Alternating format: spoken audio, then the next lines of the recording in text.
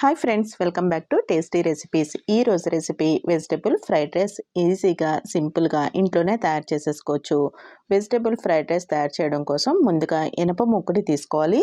ఇనప మూకుడి మనం ఎందుకు యూజ్ చేస్తామంటే చైనీస్ వంటకాలన్నీ కూడా హై ఫ్లేమ్ మీదే మనకి టోస్ట్ చేస్తారనమాట. అందుకని ఇనప మూకుడి అయితే మనకి పర్ఫెక్ట్గా వస్తాయి. మూకుల్లోకి 3-4 టేబుల్ స్పూన్ల వరకు నూనెని తీసుకుని బాగా వేడి చేసుకోవాలి. దీనిలోకి 1 టీ స్పూన్ పచ్చిమిర్చి ముక్కలు, 1/2 టీ స్పూన్ వెల్లుల్లి ముక్కలు, 1/2 టీ స్పూన్ అల్లం ముక్కలు, ఇంకా కొన్ని క్యారెట్ ముక్కలు, కొన్ని ఫ్రెంచ్ బీన్స్ ముక్కలు రెడీగా ఉంచుకోవాలి.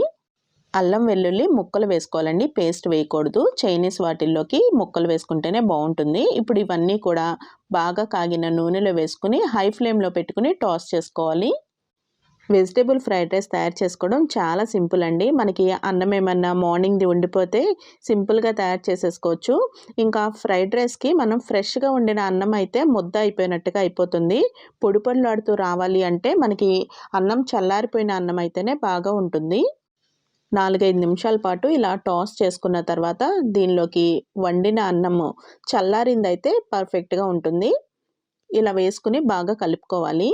చైనీస్ రెసిపీస్ అన్నీ కూడా హై ఫ్లేమ్లోనే ఫాస్ట్గా టాస్ చేసుకుంటారండి. ఒకవేళ ఇక్కడ వేడి తగులుతుంది అనుకుంటే మీడియం ఫ్లేమ్కి అడ్జస్ట్ చేసుకుని మొత్తం అంతా కూడా బాగా మిక్స్ చేసుకోవాలి. ఇప్పుడు దీనిలోకి రుచికి సరిపడా ఉప్పు, ఇంకా 1 టీ స్పూన్ వరకు సోయా సాస్ వేసుకోవాలి. ఫ్రైడ్ రైస్కి సోయా సాస్ వేసుకుంటే టేస్ట్ బాగుంటుంది. సోయా సాస్ ఇంకా వెజిటేబుల్స్ అన్నీ కూడా బాగా మిక్స్ అయ్యేలాగా కలుపుకోవాలి. ఇంకా దీనిలోకి మిరియాల పొడి కూడా వేసుకోవచ్చు. మిరియాల పొడి మరీ ఎక్కువ అవసరం లేదండి, 1 టీ స్పూన్ వరకు వేసుకుంటే సరిపోతుంది. ఇంకా ఒకసారి టేస్ట్ చెక్ చేసుకుని సాల్ట్ సరిపోకపోతే సాల్ట్ని కూడా యాడ్ చేసుకుని కలుపుకోవాలి. సాల్ట్ ఇంకా మిరియాల పొడి బాగా కలిసేలాగా గరిటతో బాగా మిక్స్ చేసుకోవాలి. చూసారు కదండి, సింపుల్గా వెజిటబుల్ ఫ్రైడ్ రైస్ రెడీ అయిపోయింది. ఇప్పుడు సర్వింగ్ బౌల్లోకి ట్రాన్స్ఫర్ చేసేసుకోవాలి. సింపుల్ అండ్ టేస్టీ అయిన వెజిటబుల్ ఫ్రైడ్ రైస్ రెడీ అయిపోయిందండి. మరొక ఇంట్రెస్టింగ్ అండ్ టేస్టీ రెసిపీతో మళ్ళీ కలుద్దాము. Thank you for watching.